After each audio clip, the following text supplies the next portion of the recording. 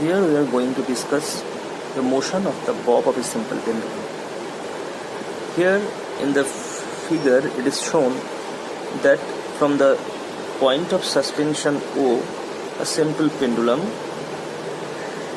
of length L is suspended from the point O. The length is L and OA is the equilibrium position where it is in equilibrium.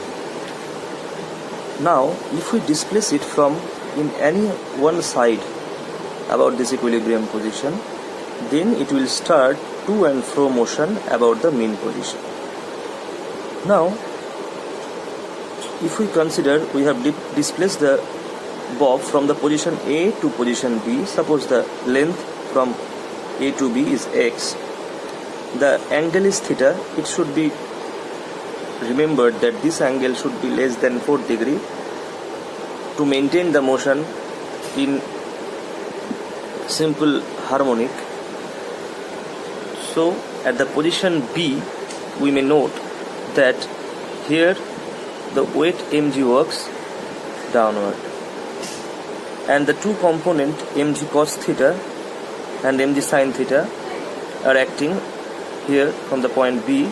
The weight component of the weight mg cos theta just balances the tension of the string, whereas the component mg sin theta, which is acting perpendicular to the string, this supplies the restoring force.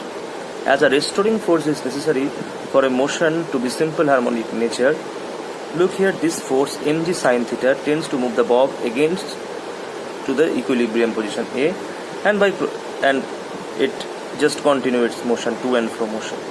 So here the restoring force is given by F is minus mg sin theta. Here what is the negative sign signifying here? It signifies that this force is in a direction opposite to the displacement of the bob from A to B, and it is supplying the restoring force here. As we know, here theta is very small, it is less than 4 degrees. So by expanding sin theta in series, we know that sin theta is equal to, if we expand it in Taylor series, it is theta minus theta cube by factorial 3 plus theta to the power 5 by factorial 5 and so on. So we can approximate it as sin theta approximately equal to theta. Now from this figure we can clearly estimate that theta is nothing but x by L. Theta is x by L. So if we put it here, we have F equal to minus mg x by L. Now the force is from the Newton's second law, m d2x dt2, that is the mass into acceleration. This is equal to mgx by L. So d2x dt2 plus g by L x, this is equal to 0.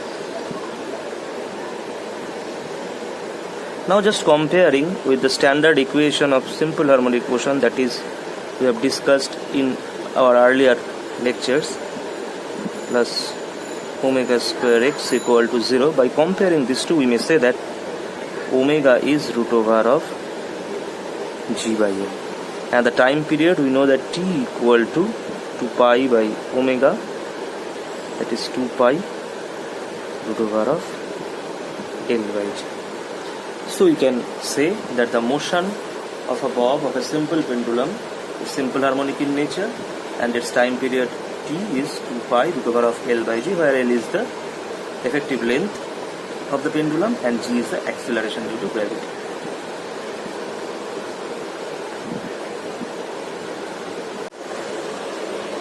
Let us consider the motion of a liquid inside a U-shaped tube. Here a U-shaped tube is drawn. The U-shaped tube has uniform cross-section alpha. A liquid is inside the U-shaped tube. The density of the liquid is rho. Now, at equilibrium, the length of the liquid column in each arm is L, in the both arm of the U-shaped tube. And suppose by some means, by some applying some pressure, if we lower the level in one of the arm of the U-shaped tube by a length x, then due to the uniform cross section, the liquid column will go up in the right arm by the same length x, as the cross section is uniform. Now, in this configuration, as the two in the closed U-shaped tube, the water or the liquid column is in different height. So this is not a stable configuration. They will try to maintain same height in both the arm of this U-shaped tube. And due to this difference of height, a pressure gradient is created, and this will supply the restoring force, which will try to move this liquid column inside the liquid, and it will be a to and fro motion, which will be simple harmonic in nature. Now let us treat it analytically and see what is the expression of time period of this to and fro motion, the simple harmonic motion of this liquid column inside the U-shape.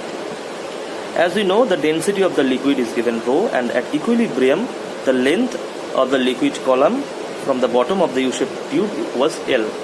So the total length will be 12, as the two arms are there.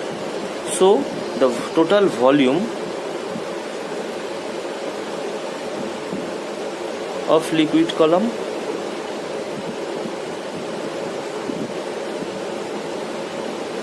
is 2L into alpha, the cross section.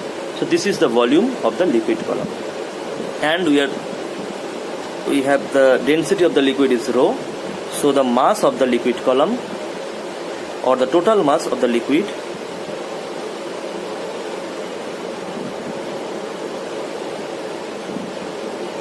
is 2L alpha, the volume into the density, it is rho, 2L alpha. So this is the mass of the liquid column inside the U-shaped tube. Now look here, from the initial position, the column goes down by a length x, and similarly, as due to its uniform cross section, it goes up by the same length x in the right arm. So the difference of length is x and x, 2x. So due to this difference of length, a pressure gradient will be there. A difference of pressure will be between these 2 points, C and D. So due to the weight of the liquid column and the length difference between these 2 points, C and D, there will be a pressure. The pressure P, the pressure difference is P is the height x plus x, that is 2x. The density of the liquid, it is rho, and the acceleration due to gravity, 2x rho g. So this will induce a restoring force in the liquid column, which will tend to move the liquid in a to and fro motion inside this tube. So the expression of force is nothing but the pressure into area, that is area of the cross section, it is alpha. So the force is 2x rho g into alpha. Look here, basically this is the restoring force. A minus sign will be there because this force will be always in a direction opposite to the motion of the liquid column towards its equilibrium. So a minus sign is there because it is the restoring force. So now by applying the Newton's law, what is F? F is the mass into acceleration. This is equal to minus 2x rho g into alpha. And what is M? M is the mass of the total mass of the liquid column over which the force is acting, and it is 2L alpha into rho. So mass is 2L alpha rho d2x dt2, it is minus 2x rho g into alpha. So by all cancellation here we have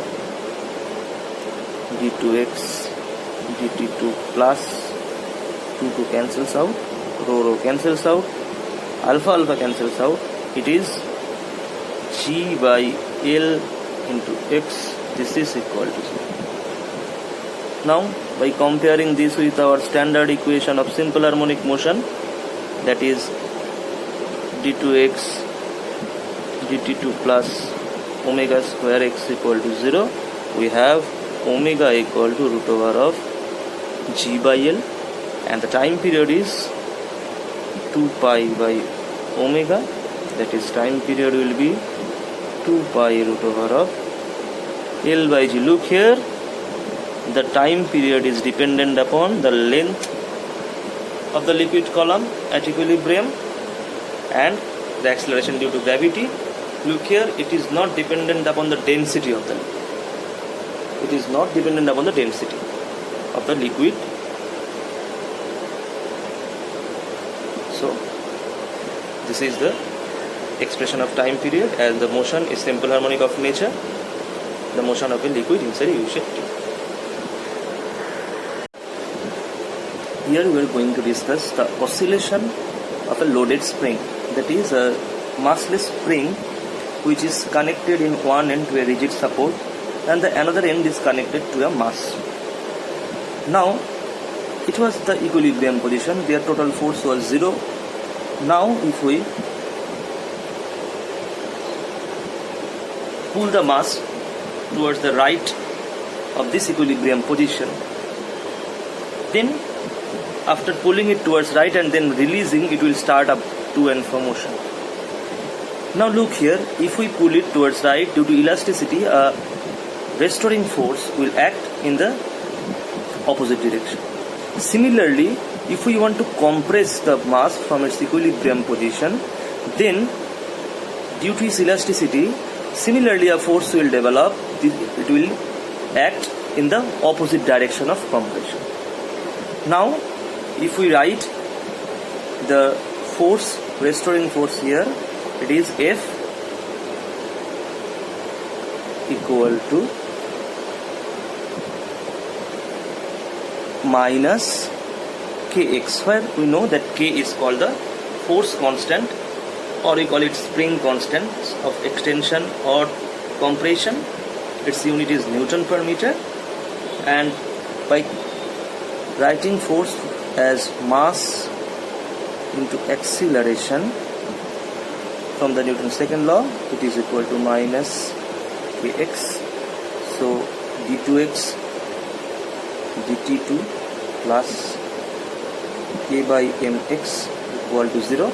Just comparing it with our standard equation of SHM, this is, by comparing these two, we may write omega as root over of K by m, where K is the spring constant and m is the mass of the block. Now the time period will be twice pi root over of K by m. So this motion is simple harmonic in nature, the motion of a loaded spring about its equilibrium position, and the angular frequency is given by omega is root over of K by m, and time period is 2 pi root over of K by m.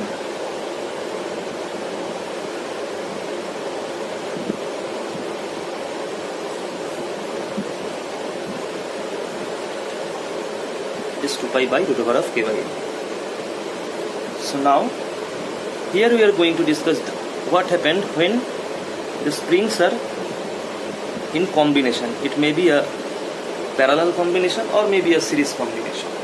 Here a mass m, it is attached to springs K1 and K2 are the spring constant of the two springs, and the other ends of the spring are connected to the rigid support.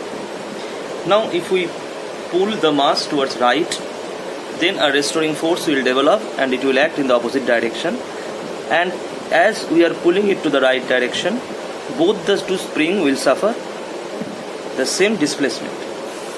but the two forces acting on the two springs from the elasticity, we can write F1 equal to the force on the spring Q1, F1 equal to minus K1x, where K1x is the x is the displacement due to the pulling of the mass towards right, and F2, the force on the second spring, it will be minus K2x. Then the total force acting on the body, it will be minus K1 plus K2 into x.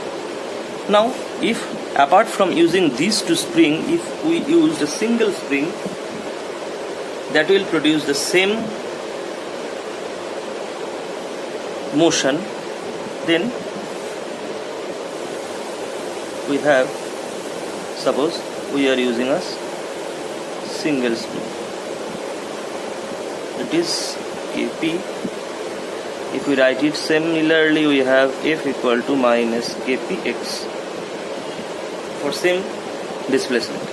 Now by comparing these two, we can write Kp equal to K1 plus K2. So for parallel combination, we get the result, the Kp is equal to K1 plus K2. And now if they are in series connection, for series connection, what will happen? The same, if we apply a force in this block in the rightward direction, these two spring will suffer different displacement, but the same force is acting over these two spring. It will be F equal to minus K1 x1 and F will be minus K2 into x2, where x1 and x2 are the displacement of the spring K1 and the K2. So we have x1 equal to minus F by K1 and x2 equal to minus F by K2. So we have the total displacement or total extension of the spring, x equal to x1 plus x2, that is minus F into 1 by Q1 plus 1 by K2. And similarly, if we replace this with a single spring, that is